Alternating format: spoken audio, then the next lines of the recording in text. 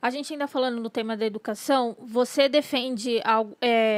Nem defende, na verdade, eu queria te perguntar sobre um modelo que eu vi você falando numa outra entrevista sobre universidade pública. Você estava falando sobre o modelo que a gente tem hoje, como tem muitas pessoas que têm condições de pagar uma universidade privada, estudando numa universidade pública. E aí você falava nessa entrevista, acho que era até com Rafinha Bastos, que você achava interessante um modelo na qual, se a pessoa atingisse determinado teto de salário, ela pagasse depois por essa faculdade. Eu fiquei pensando, cara, isso me parece quase um modelo de FIES, mas na verdade que meio que aí ele vira, eu não quero usar essa palavra, né, mas eu não consigo, não me vem uma outra palavra, ele quase vira meio que compulsório, né? É diferente do FIES porque ele não tem uma dívida adquirida. É como se fosse um imposto, na verdade. E aí, deixa eu falar de onde que eu tirei esse modelo. Qual que é uma dificuldade enorme para a gente poder expandir as vagas, e aí sem falar de ideologia, assim, de ensino superior, é muito caro. O ensino superior por aluno é muito mais caro do que o ensino fundamental.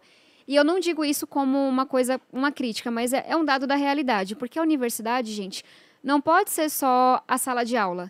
Tem que ter pesquisa, tem que ter vida, tem que ter inovação. Então, assim, uma boa faculdade pública, ela é cara. E é uma coisa que as pessoas não entendem quando elas comparam os dados. Só que isso no Brasil faz com que vá muito mais recurso para o ensino superior do que para a educação básica. Então, ao invés de simplesmente, enfim, toda vez que eu falo, eu defendo a internet em escola, tem algo engraçadinho para dizer, mas não tem saneamento. E minha resposta é, mas tem orçamento secreto. Mas tem, sabe, muito desvio, assim. A gente não tem que brigar dentro disso. Mas, na prática, sai muito recurso da educação básica para financiar o ensino superior. E se a gente quiser ter um sonho de que todo mundo que queira fazer o ensino superior tenha acesso, a gente tem que resolver o problema de financiamento. Porque é muito caro e hoje o Brasil não consegue pagar. Qual que é o modelo que as pessoas defendem hoje? E eu vou dizer por que eu sou contra ele. Olha a renda da pessoa. Digamos que a renda da família seja, sei lá, acima de 100 mil reais, estou chutando, tá? Que a renda da família seja acima de 100 mil reais, aquela família vai pagar para acessar o ensino superior. Se for uma família pobre, não paga. Qual é o problema que eu tenho com esse modelo? Cara, assim, vou usar um exemplo que pode parecer besta, mas e se um aluno quiser fazer história e ser professor e a família for contra? Então ele não faz? Porque os pais dele que estão pagando, que decidem o que ele tem que fazer? É só um exemplo, mas eu não gosto da ideia de que para acessar aquilo você tem que ou não poder pagar, ou você tem que pagar para acessar, porque acho que não tem que acessar. Qual é o modelo australiano para resolver o problema de financiamento? Se a pessoa, ao longo da vida, atinge uma renda de, por exemplo, mais de 40 mil reais por mês, ela paga o imposto maior para pagar pela faculdade que ela fez. E aí, por que eu gosto desse modelo? Primeiro, nem todo mundo vai concordar, mas os números para mim mostram isso. Se a gente não consegue pagar a faculdade para todo mundo hoje, a gente tem que buscar uma fonte de renda adicional. E aí, eu gosto desse modelo, tem muito a ver com o livro A Tirania do Mérito, em que a sociedade paga para formar médicos, enfermeiros, professores, historiadores, profissões que trazem muito valor para a sociedade, mas que não são reconhecidas financeiramente. Tipo, é difícil pensar uma sociedade no futuro em que todo médico e todo enfermeiro vá receber, e professor, 40 mil reais por mês, sabe? Que a gente luta por condições melhores, mas é muito alto esse valor. Mas eu consigo pensar numa sociedade em que o Faria Limer, em que a médica que vira cirurgiã plástica vai devolver para a sociedade uma parcela do que ela recebe, porque ela não se fez sozinha. E o livro A Tirania do Mérito é sobre isso. Pessoas que têm muito sucesso financeiro, elas não chegaram lá sozinhas. Sabe, a gente tem pessoas que trabalharam como diaristas e permitiram que elas pudessem se dedicar àquela profissão. Tem professores que as formaram, tem médicos que as atenderam. Então, acho que, enfim, eu gosto desse modelo porque, para mim, ele é muito justo no sentido de que a sociedade paga por aquelas pessoas que não são reconhecidas, mas as pessoas que, por causa da sociedade, têm salários exorbitantes, a gente pode falar de 40 mil, 100 mil, estabelecer um valor, elas devolvem para a sociedade como retribuição pelo dinheiro que elas estão recebendo hoje. Mas é uma visão bem diferente mesmo, assim. No Brasil, geralmente é rico paga e pobre não, ou é gratuito para todo mundo. Eu fico pensando que me parece um pouco até idealista, porque, vou explicar, quando você foi falando, foi me passando na cabeça. Essa pessoa, ela, não necessariamente, essa pessoa que atingiu os 40 mil, ela vai ser uma cirurgiã plástica ou ou sei lá, um cara que não traz nenhum retorno para a sociedade. Aí eu fico pensando a decisão desse juízo de valor, sabe? Talvez, a pergunta é boa, mas é uma discussão filosófica. Você falou que a gente podia falar de filosofia aqui. Primeiro que esse é um modelo australiano, então não é idealista, assim. Gente, por que eu chutei 40 mil? Porque 40 mil é o teto do serviço público, é o máximo que um servidor pode receber. Mas poderia ser 100 mil, a gente tem que fazer esse debate. Eu nem sei quanto que é na Austrália. Mas qual que é o debate filosófico? Que é um pouquinho polêmico. E eu recomendo que todo mundo leia A Tirania do Mérito. Na nossa sociedade hoje, alguns jogadores de futebol e algumas celebridades e alguns empresários e algumas pessoas muito específicas, elas recebem salários exorbitantes. De 1 milhão. Contrato de jogador de futebol é muito bizarro, assim, sei lá, 100 milhões, etc. Qual que é o argumento por trás do livro A Tirania do Mérito? Não existe esforço, talento que justifique uma pessoa receber 10 milhões de vezes a mais do que um cobrador de ônibus. E eu penso isso muito na minha vida. Assim, meu pai foi cobrador de ônibus boa parte da minha vida. Ele tinha um salário mínimo na época de R$ 600.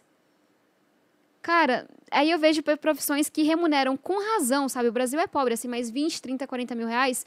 Meu pai não era, sei lá, 100 vezes menos esforçado do que essas pessoas, ou 100 vezes menos talentoso. A gente meio que normalizou essa desigualdade de renda que a gente tem. Em países da Europa do Norte, os salários são mais próximos entre a secretária da empresa e o executivo. E aí, eu também tenho muito pavor eu tenho pavor a qualquer modelo autoritário. Que vá, por exemplo, sei lá, vou acabar e distribuir a renda de todo mundo igual. Eu acho que na hora que uma pessoa tem que tomar essa decisão, é muito poder concentrado e isso é muito perigoso. E é isso que faz de mim uma democrata. Eu acho que a solução... Você definiu o comunismo, porque é quase um modelo comunista. Eu estou dizendo que foi a União Soviética. Me considero muito alinhada ao Partido Socialista brasileiro, que é o meu, mas ao Partido Socialista português e espanhol, que escolheram uma via dentro da democracia. E eu não sou comunista e eu não sou aliado ao modelo soviético. Na hora que você dá muito poder a um ser humano, dá merda, sabe? Pessoas morrem por causa disso. Então eu tenho pavor ao autoritarismo e totalitarismo. Mas meu ponto é muito polêmico, eu tenho certeza que eu vou apanhar por essa discussão, mas não tem profissão que justifique alguém receber centenas de vezes a mais que outra pessoa.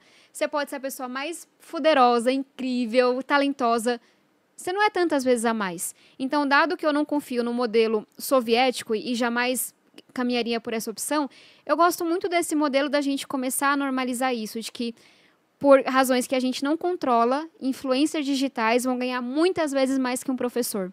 Por razões que a gente não controla, jogadores de futebol que são estrelas ou jogadores de basquete vão ganhar muitas vezes mais. Será que a gente tem que começar a mudar a cultura? O livro é todo sobre isso. E parar de dizer que foi só mérito? Não foi só mérito. Teve muita sorte. Teve muito de eles terem um talento que a sociedade naquele momento remunera.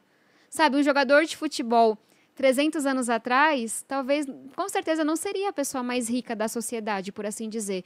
Então, se você entender que teve muita sorte, não só de circunstâncias, mas de você ter um talento que a sociedade gosta muito, que muita gente fez outras coisas para você poder estar ali, da diarista que trabalha na sua casa ao professor que te formou no prezinho, eu acho muito importante a gente começar a normalizar essa coisa de você devolve para a sociedade.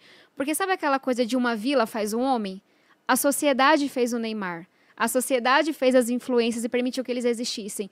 Então, eu acho que eles poderiam contribuir mais, né? Na forma de impostos ou nessa forma. E aí, última coisa, para retomar com a sua primeira pergunta sobre conservadorismo e tudo isso que a gente está acontecendo. Tem uma revolta, e aí tem vários livros que falam sobre isso. A Tirania do Mérito, Como as Democracias Morrem, que é da pessoa da classe média que não tem sucesso. A pessoa se mata de trabalhar, ela tem um emprego numa fábrica, por exemplo, que está acabando, e ela só se lasca na vida. Ela vê pessoas tendo sucesso, todo mundo dizendo que é talento, que é esforço, mas ela se esforça muito, só que ela não consegue avançar.